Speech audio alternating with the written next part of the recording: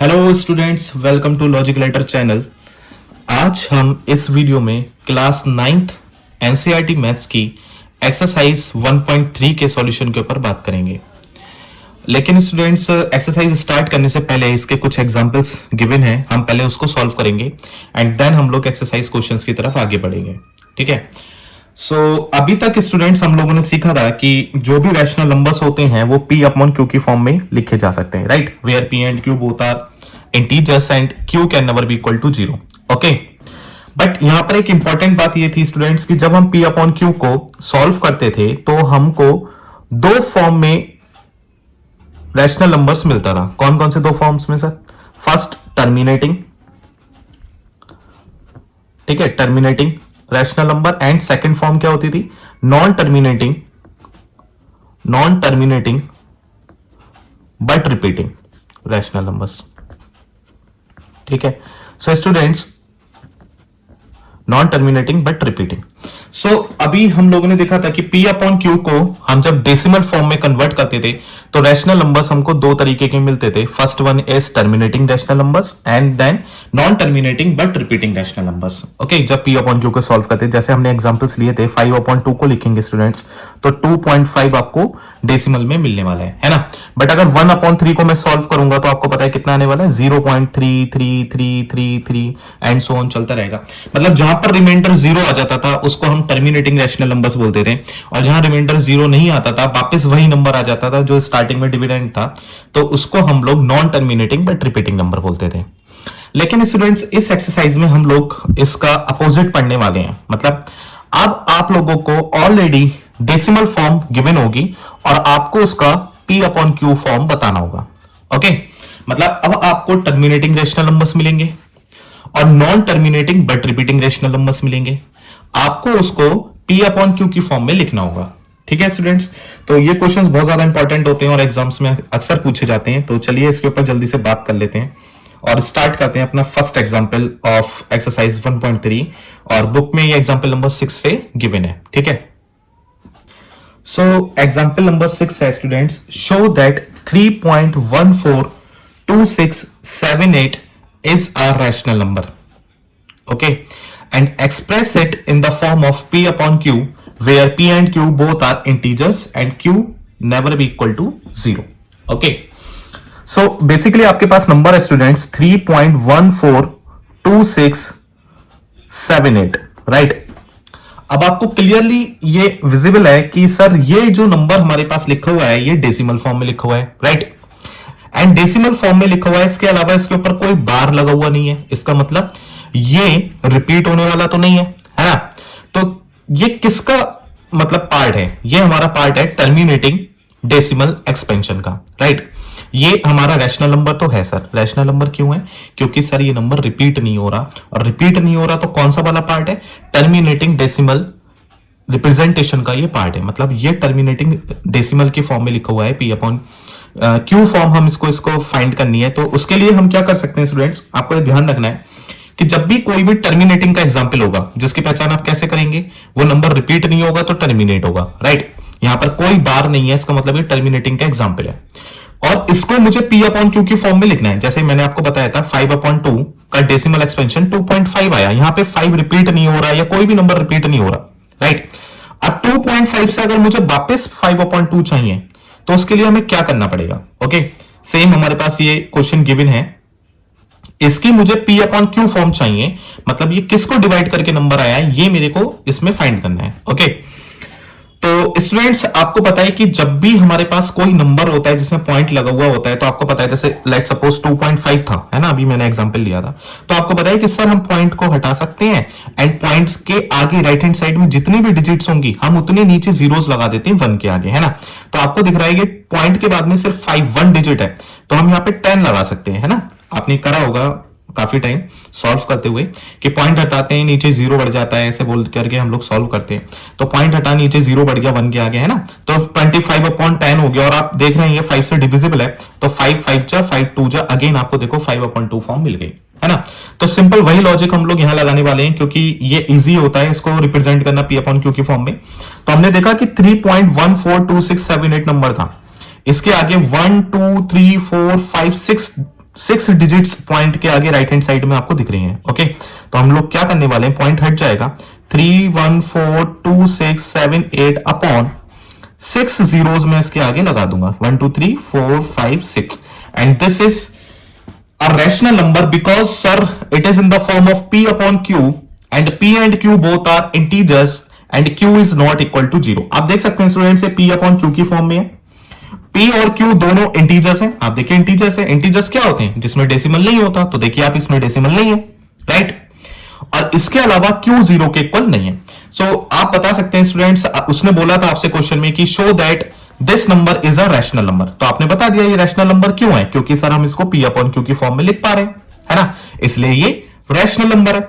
Okay, और फिर उसने बोला भी था आपसे कि आप इसको इसके फॉर्म में एक्सप्रेस करके बताइए जहां पर p एंड q दोनों इंटीजर्स हैं और q 0 के इक्वल नहीं है, तो ये आपने इसको रिप्रेजेंट कर दिया, दिस इज योर आंसर।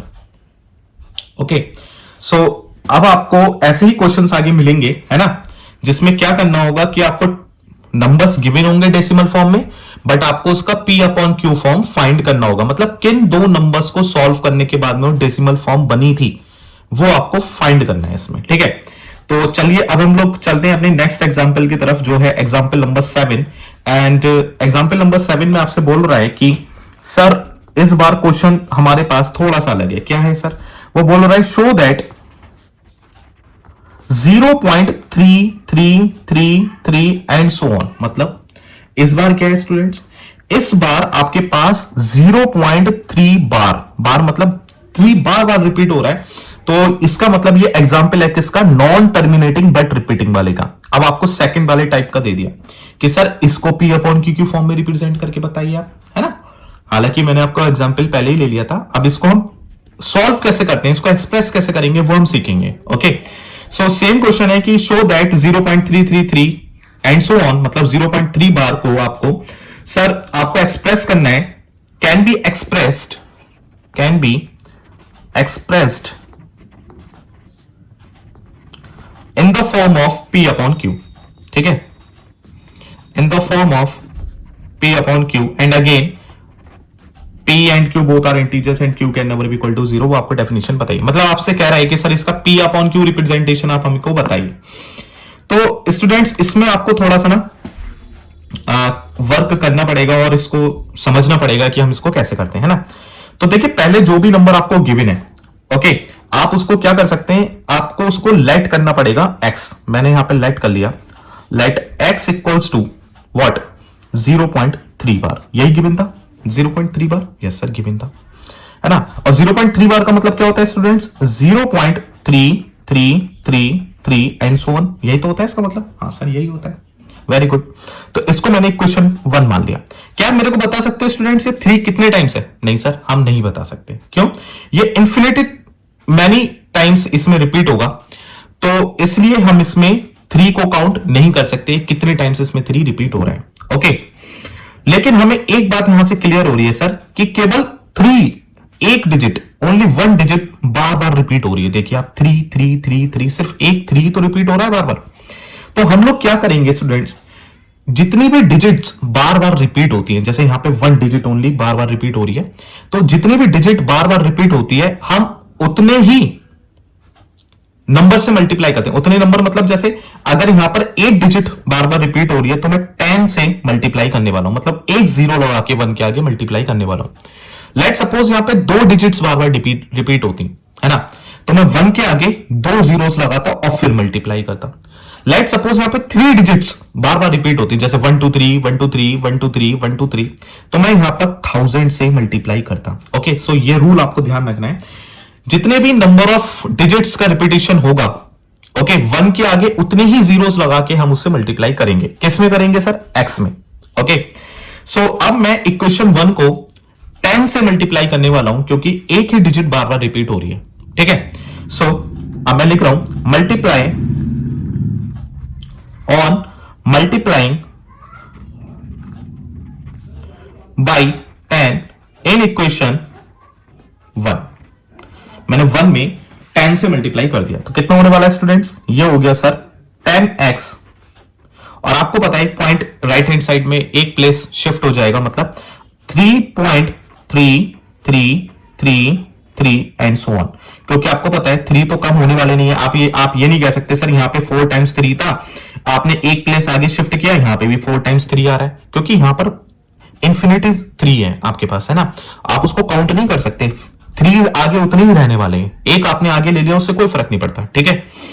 अब मैं क्या करने वाला हूं स्टूडेंट्स की जो भी मेरे पास मल्टीप्लाई करने के बाद में इक्वेशन आती है उसमें से पहले वाली इक्वेशन को सब्ट्रैक्ट करना है एंड देन आपके पास फाइनल आंसर आ जाएगा। तो मैं क्या करने वाला हूं, सब्ट्रैक्ट व्हाट इक्वेशन 1 फ्रॉम 2। तो मैंने 2 में से स्टूडेंट्स 1 को सब्ट्रैक्ट कर दिया। तो आप देखिए 2 क्या थी, 100x equals to 3.3333 and so on, और 1 क्या थी students, x equals to 0.3333 and so on. तो आपको दिखाई दे रहा होगा स्टूडेंट, जब मैं इसमें से माइनस करूंगा तो ये 99x बचेगा एंड यहां पे ओनली 3 बचने वाला है। ओके, यहां पे 90, एक मिनट स्टूडेंट्स, मैंने यहां पे सॉरी मैंने यहां 100x लिख दिया है, ये एक्चुअली में 10 था, है ना। तो 10x में से एक x जाएगा तो 9x बचेगा स्टूडेंट्स, और यहां पर आप देखिए यहां 0 यहां 0 यहां 0 यहां 0, तो 0 0 लिखने की कोई जरूरत है नहीं, आगे भी सब जगह 0 आने वाला है, तो 9x इक्वल टू 3 आ गया। ओके, सो यहां से x की वैल्यू कितनी होगी स्टूडेंट्स, 3/9 यानी 1/3। सो 1/3 is the P upon Q form. मैंने आपको दिखा भी था यहाँ पे, है ना, एग्जाम्पल में हमने लिखा यहाँ पे लिया भी था कि 1/3 का आप देख सकते हैं जो डेसिमल एक्सपेंशन होता है वो 0.3333 बार आता है। लेकिन इसको सॉल्व करने का तरीका क्या था स्टूडेंट्स, जो भी नंबर आपको गिवन है, कौन सा वाला गिवन है, ये रिपीटिंग नंबर गिवन है, क्योंकि आप देख रहे हैं यहाँ पे जो 0.3 है वो 3 बार बार रिपीटेशन ले रहा था, है ना। तो एक ही डिजिट बार बार रिपीट हो रही थी, इसलिए मैंने यहाँ पे बोथ साइड 10 से मल्टीप्लाई किया, है ना। इक्वेशन होती है तो हमें दोनों तरफ वो काम करना होता है, वन साइड वो काम नहीं कर सकते वरना वो इक्वल नहीं रहेगा। तो मैंने इक्वेशन 1 को 10 से मल्टीप्लाई किया तो वो दोनों तरफ करना पड़ा।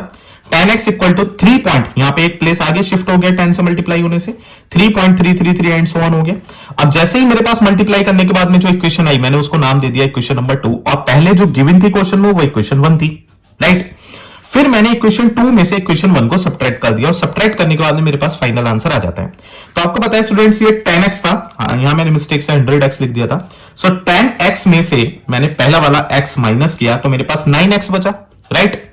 और इधर मेरे पास 3.333333 चल रहा था, यहां पे 0.3333 एंड सो ऑन चल रहा था।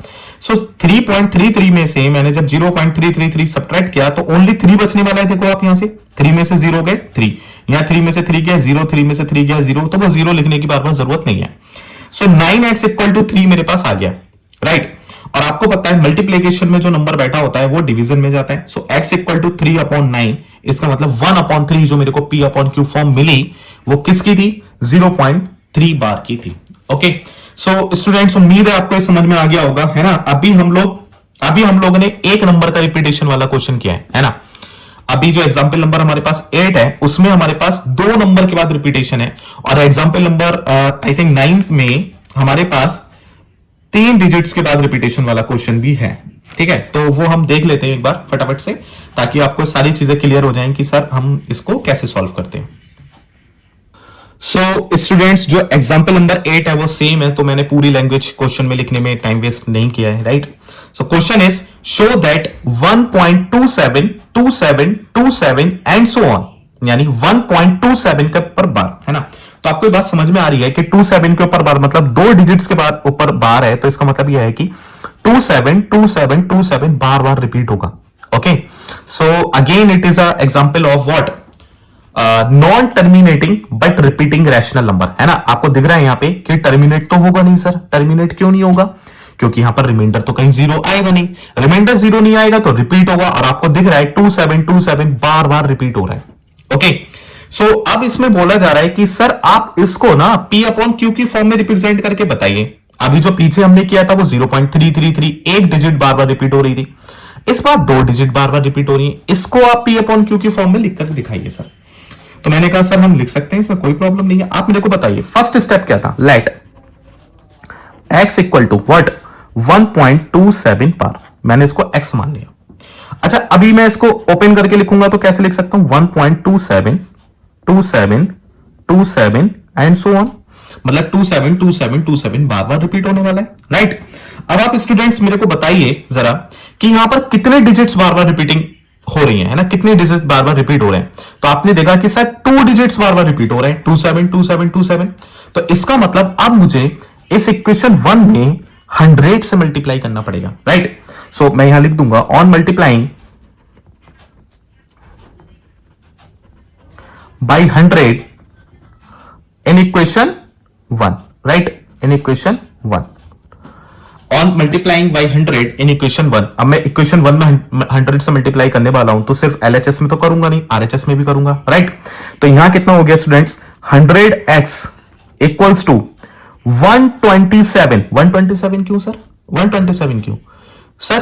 अब यहां पर पॉइंट 2 प्लेस के बाद शिफ्ट होगा, क्योंकि आपने 100 से मल्टीप्लाई किया है तो आपको पता है जो डेसिमल होता है वो राइट हैंड साइड शिफ्ट हो जाता है, right. So 127 27 27 27 and so on, क्योंकि 27 तो हमारे पास अनलिमिटेड है, कितने भी 27 आप लिख सकते हो, है ना, खत्म तो होने वाले नहीं है। सो this is the equation number 2। Multiply करने के बाद इक्वेशन नंबर 2 आ जाती है। अब क्या करने वाले हैं sir, subtract equation 1 from equation 2, है ना। तो ऑन सब्ट्रैक्टिंग व्हाट, क्या सब्ट्रैक्ट कर रहे हैं, इक्वेशन 1 फ्रॉम 2। मैंने इक्वेशन 1 को 2 में से सब्ट्रैक्ट कर दिया, राइट। तो हम दोबारा लिख लेते हैं एक बार, 100x equals to 127.27 27 27 and so on. ये तो इक्वेशन नंबर 2 थी। 1 क्या थी स्टूडेंट्स, x इक्वल्स टू कितना, x इक्वल्स टू कितना था, आप देखो 1.27 27 27 एंड सो ऑन थी सर, राइट। ओके, सो अब आपको क्लियरली विजिबल है स्टूडेंट्स, अगर मैं यहां से 100 में से 100x में से एक x जाएगा तो आपको पता है 99x बचने वाला है ना। और देखो 27 में से 27 का 0, 27 में से 20, ऐसे यहां तो सब जगह 0 आने वाला है। 126 में से 1 अगर सब्ट्रैक्ट करूंगा तो 126 मेरे पास आ जाएगा। इसका मतलब स्टूडेंट्स 126 अपॉन 99 मेरे पास आने वाला है, राइट। और अभी हम इसको देख सकते हैं कि सर ये तो कैंसिल आउट हो रहा है, राइट, कैंसिल आउट हो रहा है। तो अभी मैं इसको कैंसिल आउट करने के बाद में देखूंगा कि ये 9 से कैंसिल आउट हो रहा है क्या, 3 और 6 9, यस 9 से क्लियरली कैंसिल आउट हो रहा है। सो 9 1 जा 9, 9 1 जा 9, 9 1 जा 9, यहां कितना बचने वाला है 3, और 3 हमने इसको 6 को दे दिया तो 36 हो गया, 9 4 जा 36। सो x इक्वल्स टू 14 अपॉन 11, हम इसको सिंपलेस्ट फॉर्म में लिखते हैं। सो this is the form of p upon q, okay, rational number की p अपॉन q के फॉर्म में हमने इसको रिप्रेजेंट कर दिया एग्जांपल नंबर 8 को। और उम्मीद है स्टूडेंट्स ये आपको क्लियर हुआ होगा कि हम p अपॉन q की फॉर्म में कैसे रिप्रेजेंट करते हैं। तो चलिए अभी हमारे पास एक्सरसाइज 1. आई थिंक 4th चल रही है, 1.3 एक्सरसाइज 1.3 का लास्ट एग्जांपल यानी एग्जांपल नंबर 9 हम लोग सॉल्व कर लेते हैं, और फिर उसके बाद में हम लोग एक्सरसाइज के क्वेश्चंस को सॉल्व करेंगे, ओके। तो so students next example number 9 हमारे पास है, show that 0.235 35 35 and so on. मतलब अब हमारे पास स्टूडेंट्स 3 डिजिट्स के ऊपर तो बार नहीं है अगेन 2 डिजिट्स के ऊपर, लेकिन इस बार जो क्वेश्चन है वो है 0.2 एंड 35 के ऊपर रिपीटेशन है, राइट। मतलब सिर्फ 35 बार बार रिपीट हो रहा है, ओके। सो अगेन मैंने इसको क्या कर लिया स्टूडेंट्स, लेट कर लिया, लेट x इक्वल्स टू 0.235। अभी इसको मैं थोड़ा एक्सपेंड करके लिखूंगा तो कैसे लिखने वाला हूं, आपको पता है 2 3 5 3 5 3 5 एंड सो ऑन। तो ये क्वेश्चन नंबर 1 है, राइट। और स्टूडेंट्स आपको दिख रहा है इसमें सिर्फ 2 ही डिजिट्स बार बार रिपीटेशन ले रही हैं, मतलब 3 5 3 5 3 5। सो अगेन मैं बोथ साइड मतलब LHS एंड RHS में 100 से मल्टीप्लाई करने वाला हूं, ओके। सो फिर से वही लाइन लिखेंगे, on multiplying by 100 on both side, what will we get sir, we get 100x equals to what sir, 2 के बाद, अब 2 के बाद मेरे को पॉइंट लगाना पड़ेगा, ओके। सो यहां पर कितना हो जाएगा, आप देखो यहां पर हो जाएगा 23.5, है ना, फिर 3 5 3 5 and 3 5 and so on. So this is the equation number 2, okay. So ये मेरे पास आया 2353535 इस तरीके से इक्वेशन नंबर 2 आ गया। अब स्टूडेंट्स आपको पता है कि जब हम मल्टीप्लाई कर लेते हैं तो उसके बाद में हम लोग क्या करते हैं कि इक्वेशन 1 को इक्वेशन 2 में से सब्ट्रैक्ट कर देते हैं, है ना, इक्वेशन 2 में से इक्वेशन 1 को। सो लिखेंगे on subtracting what, equation 1 from 2। तो 2 में से मैंने, आपको पता है, आपको स्टूडेंट से बात अपने दिमाग में रखनी है, सब्ट्रैक्शन आपको आना चाहिए, है ना, और इसमें कोई बड़ी बात है नहीं, है ना। सेम डिजिट्स जितनी भी बाद में है आप उसको सेम वाले में से सब्ट्रैक्ट कर सकते हैं, और जो आपके पास इक्वेशन नंबर 2 आएगी वो ऑब्वियसली बात है मल्टीप्लाई करने के बाद में बड़ा लार्ज नंबर आपके पास आने वाला है। तो लार्ज नंबर में से स्मॉल नंबर आपको सब्ट्रैक्ट करना आना चाहिए, वो अभी मैं आपको बताने वाला हूं। यहां थोड़ा सा कुछ स्टूडेंट्स को डाउट हो सकता है, लेकिन है कुछ नहीं इसमें, ठीक है। सो आपको दिखाई दे रहा होगा students on subtracting equation 1 from equation 2। Okay, so second कितना था, 100x इक्वल्स टू, ध्यान से देखिएगा, 23.5353535 एंड सो ऑन। 1 कितनी थी स्टूडेंट्स, 1 देखो आप कितनी थी, 1 थी आपके पास 0.2। तो दिखाई दे रहा है आपको स्टूडेंट्स, यहां पर अब मेरे पास 3535 है ना, तो 3535 एंड सो ऑन ऐसे करके मेरे पास आने वाला है। ओके, सो अब मैं क्या करने वाला हूं स्टूडेंट्स, यहां पर सब्ट्रैक्शन करने वाला हूं। तो यहां पर कितना बचने वाला है, ये बचेगा सर 99x इक्वल्स टू, और आप देखो 23.5 में से 0.2 मैंने माइनस किया, तो आपको पता है कितना बचने वाला है, 23.3 स्टूडेंट्स। और ये 35 में से 35 गया 0, 35 में, मतलब आपको क्या करना है ना, आगे वाले सेम नंबर्स बनाने हैं ताकि इधर तो 0 0 आता रहे। अब ये मेरे पास यहां पे नहीं बन पाया, तो मैंने क्या किया, 23.5 में से 0.2 माइनस कर दिया, 23.3 बचा, है ना। और आपको पता है पॉइंट हटा सकते हैं हम, कैसे हटा सकते हैं, आपको मैंने फर्स्ट वाले क्वेश्चन में बताया था जो टर्मिनेटिंग वाला था, राइट। सो 23.3 अपॉन 99 है, और एक डिजिट के बाद पॉइंट है तो नीचे एक जीरो लग जाएगा, मतलब 233 upon 990 is the representation in the form of P upon Q। Okay, so उम्मीद है स्टूडेंट्स आपको ये P अपॉन Q वाले सारे एग्जांपल समझ में आ गए होंगे। और इसमें अभी एक और एग्जांपल बचा है students, last example, example number 10 I think, हाँ एग्जांपल नंबर 10 लास्ट है, एंड देन उसके बाद में ये हमारा सब कुछ एग्जांपल्स कंप्लीट हो जाएंगे। और फिर हम लोग अपने सेकंड वीडियो में, क्योंकि वीडियो काफी लॉन्ग हो जाएगी अगर मैं इसी में एक्सरसाइज 3.3 का, सॉरी 3.3 बोल रहा हूं, 1.3 का सॉल्यूशन अगर मैं सॉल्व करूंगा तो बहुत लेंथी वीडियो हो जाएगी, तो इसलिए इस वीडियो में सिर्फ हम एग्जांपल सॉल्व करेंगे, और अपनी नेक्स्ट अपकमिंग वीडियो में मैं आपको उसका सॉल्यूशन भी डालूंगा, ठीक है। So example number 10, example number 10 is what, 10 कह रहा है कि sir find N irrational number. Okay, तो आपको फाइंड करना है, find N irrational number between, किसके बीच में सर, 1/7 एंड 2/7। अब आप मेरे को एक बात बताओ, 1/7 2/7 दोनों P अपॉन Q के फॉर्म में लिखे हुए हैं, तो इसका मतलब ये दोनों तो रैशनल है ना। और रैशनल के बीच में आपसे एक इर्रेशनल पूछ रहा है, और इर्रेशनल आपको पता है कैसे रिप्रेजेंट होते हैं irrational number sir, non terminating, non repeating, यानी नॉन रिकरिंग नंबर्स होते हैं, ना तो टर्मिनेट होते हैं ना ही रिपीट होते हैं, ठीक है। तो उनके बीच में मेरे को एक नंबर बताने के लिए पहले मेरे को डेसिमल एक्सपेंशन चाहिए होगा, तो आप इसको सॉल्व कर सकते हैं स्टूडेंट्स। 1/7 को जब आप डिवाइड करेंगे तो आपको मिलेगा 0.142857 बार, मतलब 142857 142857 142857 बार बार रिपीट होगा, क्योंकि ये non terminating but repeating rational number है, ठीक है। अब स्टूडेंट्स 2/7 की बात आती है, तो आपको दिखाई दे रहा है कि 1/7 है, तो 1 को 7 से डिवाइड करके मिला है, लेकिन 2/7 भी आपको ये सेम काम करने की जरूरत नहीं है, हालांकि आप कर सकते हैं, 2 को भी 7 से डिवाइड करके आप लिख सकते हैं, लेकिन आप मेरे को एक बात बताइए जरा, क्या मैं 2/7 को 2 इंटू 1/7 लिख सकता हूं? हाँ सर लिख सकते हैं, आप बिल्कुल लिख सकते हैं, मतलब 1/7 का डबल, 1/7 का डबल। तो आप मेरे को एक बात बताओ, ये जो नंबर मेरे को मिला है, अगर मैं इसका डबल कर दूंगा, तो मेरे को क्या मिल जाएगा, 2/7 की वैल्यू मिल जाएगी, मतलब 2/7 की वैल्यू 28 57 14, इसका डबल, इसका 2 टाइम्स। जब यहां पर भी P अपॉन Q में 2 टाइम्स हो रहा है, तो फिर डेसिमल एक्सपेंशन में भी 2 टाइम होगा, है ना। आप ऐसे दिमाग लगा सकते हो, 1/7 आपने सॉल्व किया तो 2/7 के लिए आप 2 से मल्टीप्लाई कर सकते हैं। ओके स्टूडेंट्स, सो अब मेरे पास ये दोनों नंबर्स आ गए 142857 एंड 285714, ये दो नंबर्स मेरे पास आ गए, डेसिमल एक्सपेंशन में मैंने इनको लिख दिया। अब मेरे से क्या पूछा है स्टूडेंट्स, मेरे से पूछा इन दोनों के बीच में एक और रेशनल नंबर बता दो। बहुत ही इजी है, आप बस स्टार्टिंग में दो नंबर्स देखो 14 एंड 28। अब 14 एंड 28 मतलब 14 और 28 के बीच में कितने सारे नंबर्स आ रहे हैं, आप सोचो, बहुत सारे आ रहे हैं। 15 आ रहा है, 16 आ रहा है, 17 आ रहा है।